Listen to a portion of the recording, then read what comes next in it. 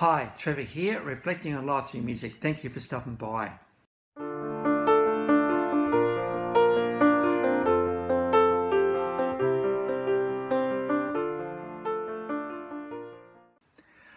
Well, coming again today, you're very welcome. How great to see everybody back. I trust you enjoyed my last video on James Bond. Yes, we looked at the 007 himself. It was great to give him a bit of a tribute. So I trust you found that one encouraging.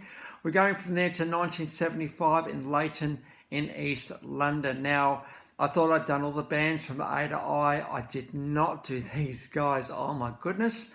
My apologies to the fans out there. Steve Harris on bass, Bruce Dickinson on lead vocals, Nick McBrain on drums. This is the pretty well-known lineup. Dave Murray, Andrew Eden Smith, and Jeanette Gers on guitars. We're talking about Iron Maiden. Monsters, Powerhouse, pioneers in the new wave British heavy metal movement, and considered one of the most important bands ever in this particular genre. The name came from after watching Man in the Iron Mask and the torture device that was. That's where the name Iron Maiden came from. They did what they did for a little while, did a few songs and played a few concerts. Then they got signed to EMI in 1979, and then out in 1980 came the self-titled album, and that went to number 4 on debut. Both very significant indeed. Very quickly we got to establish how tight these guys are. Heavy metal is pretty ferocious. Heavy metal has got a lot of moving together very rapidly. Heavy metal's got some pretty amazing vocals that have to cut through all of the noise. And as I've said with heavy metal in the past, sometimes we need some music that will bash the door down. And this is absolutely what Iron Maiden have done ever since 1979. The song of this one, Running Free, I've got an official clip of that one below. Just look at the crowd here and how excited they are to be at an Iron Maiden concert. Pretty amazing. Running Free, it's all about being young, getting your car and just hitting the open road. And it's probably where we want to go today, because we've been looking at a little bit over the start of 2024 at this concept of new mindsets, new way of doing things, new way of being. And I think Iron Maiden certainly realised, particularly when they got signed to EMI, that, hey, look, we can do what we like, really. EMI has signed us for who we are and the music that we brought to the world. So we're going to run free. We're really going to do this thing. And I wonder how many of us really at all ever really take this opportunity to run free. And that is to really take life by the scruff of the neck and give it a bit of a shake. To shake and say, hey life, here I am, what are you going to do with me? Or even better, hey life, this is what I'm going to do to you.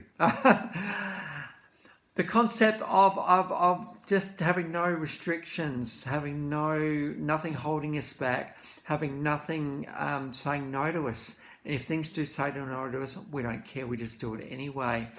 The concept of living life to the full, making the most of every day.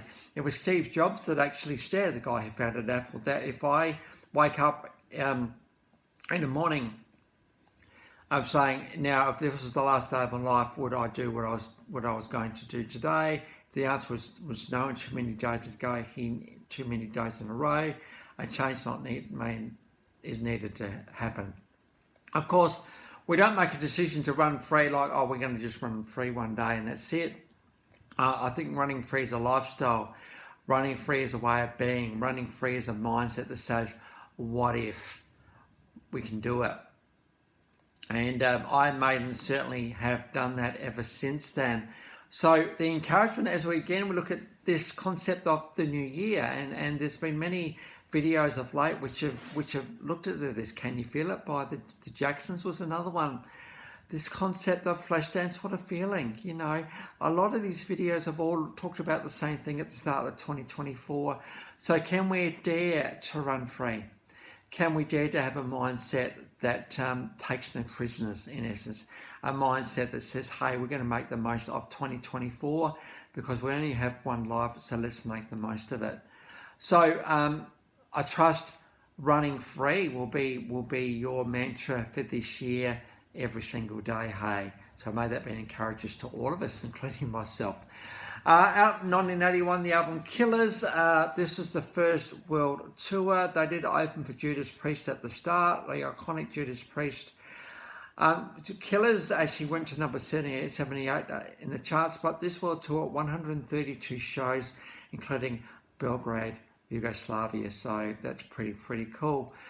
1982, out came the very controversial name, Number of the Beast. We do have some biblical references here. We're not going to get into that too much.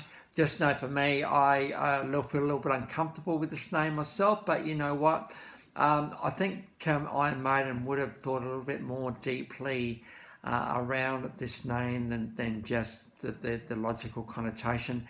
In fact, you've got to look at one of their iconic songs, Run to the Hills, which is actually a protest song about the indigenous of the United States. This album went to number 1, by the way. And questioning the motives of humanity. Why do we do what we do with people? Why do we have to wipe people out?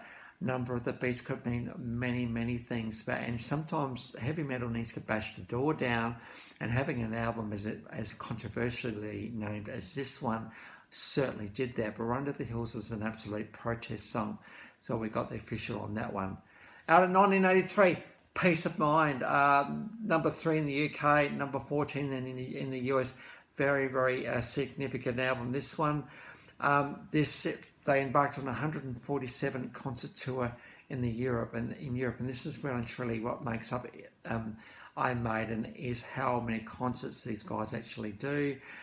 From that album, we've got Flight of Icarus. Of course, the legend of Icarus was he flew too close to the sun, but the concept of flying too close to the sun at the same time without getting burnt is pretty well goes along the lines of Running Free as well. So we've got a live version of Flight of Icarus.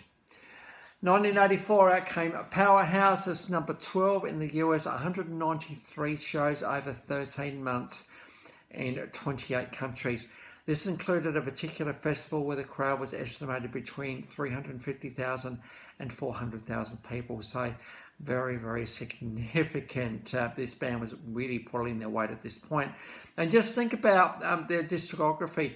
Album in 1980, one in 81, one in 82, one in 83, one in 84. I'm sure there's one in 85 as well, and one and out in 1986, Somewhere in Time. So these guys absolutely hit the ground running. You know, when they got that record contract, an album a year, plus all of this touring and all of just the constantness of playing and performing, and they did have to take time off from time. Off that album, Somewhere in Time, we've got Sea of Madness, or just something about this song again, just the togetherness of Iron Maiden, the power of Iron Maiden, just the absolute beats your door downness of Iron Maiden. So we've got Somewhere in Time, live version of that one. These guys are actually still going. It was announced in 2023 there would be a world tour. Of course, COVID kind of mucked up a few things. And so, you know, that's a massive tour, and these guys are still going. Between 1980 and 2021, 17 studio albums, 13 live albums. These guys very much are a live act. 7 compilation albums, 20 video albums, 42 music videos. So they've been really quite helped by the record industry. I'm thinking these guys have been nominated for the Rock and Roll Hall of Fame a couple of times as well. And they've estimated being sold around 130 million albums, so pretty good for a heavy metal band, absolutely. Various nominations, honours and awards: Grammy Awards, Brit Awards, Silver Clef Awards, unavailable awards. They're in the Guinness Book of Records as well. VH1 put them number 24 of the top 100 hard rock artists of all time. MTV number 3 of the top 20 heavy metal bands. A very significant band, Iron Maiden. Had to have inspired such bands as Metallica, Slayer, and Anthrax. In fact, it was Kiss who said that this guy's pretty well invented a genre. If it wasn't for Iron Maiden, we wouldn't have the type of heavy metal we've got today. So Iron Maiden are absolutely influential, and it's great to be able to give tribute to these guys today. Absolutely. So the links to those 4 clips are in the description below, and I've also included my last video from James Bond, so if you want to recap on him, feel free. Well, how good to look at various genres. We're looking at all sorts of genres: pop, heavy metal today. Next time we're going to go on to the band All Saints, which is a bit more soft pop. But if you have come back for another one, or this is your first time to Life Reflections through Music, how great to see everybody here. And until next time, Trevor here. I'll catch you around. Bye for now.